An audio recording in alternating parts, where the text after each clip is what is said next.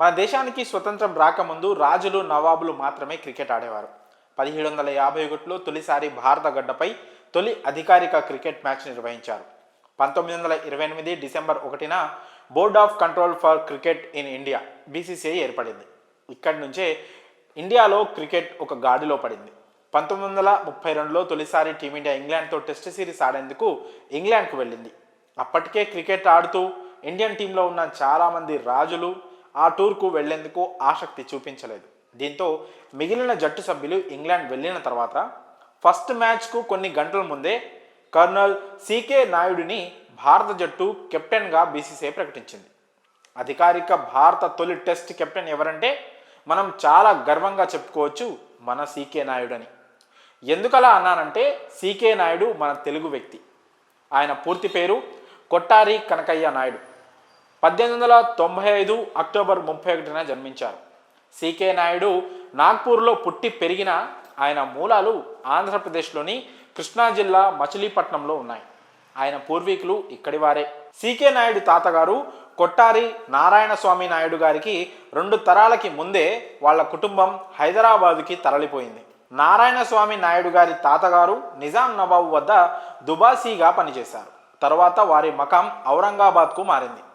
చివరికి సికే నాయుడు తండ్రి సూర్యప్రకాశరావు నాయుడు హెల్కర్ సంస్థానంలో న్యాయమూర్తిగా ఉంటూ నాగ్పూర్లో స్థిరపడ్డారు. సికే నాయుడు అక్కడే పుట్టి పెరిగారు. స్కూల్ డేస్ నుంచే సికే నాయుడు క్రికెట్లో ప్రతిభ కనబర్చారు. దేశవాళీ క్రికెట్ ఆడుతూ భారత జట్టులో కూడా చోటు సంపాదించారు.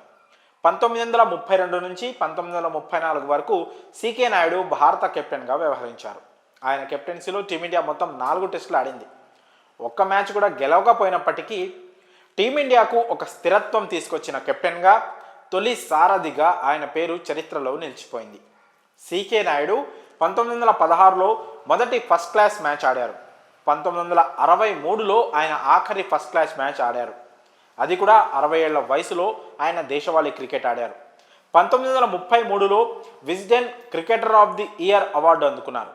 పద్మభూషణ్ పురస్కారం అందుకున్న తొలి క్రికెటర్ కూడా ఆయనే.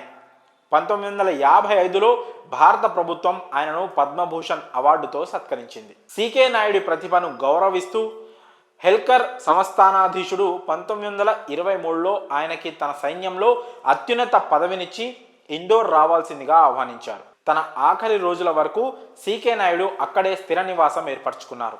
తెలుగు రాష్ట్రానికి దూరంగా ఉన్నా కూడా సికే నాయుడు ఇంట్లో తెలుగు వాతావరణమే ఉండేదని ఆయన పిల్లలు రాసిన పుస్తకాల్లో పేర్కొన్నారు.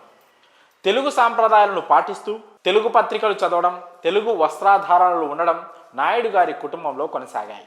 సికే నాయుడు మరణాంతరం అప్పటి రాష్ట్ర ముఖ్యమంత్రి కాసు బ్రహ్మానందరెడ్డి మచిలీపట్నంలో ఒక వీధికి సికే నాయుడు పేరు పెట్టారు.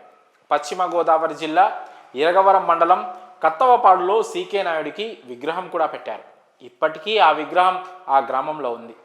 సికే నాయుడు సోదరుడు సిఎస్ నాయుడు కూడా ప్రముఖ క్రికెటరే.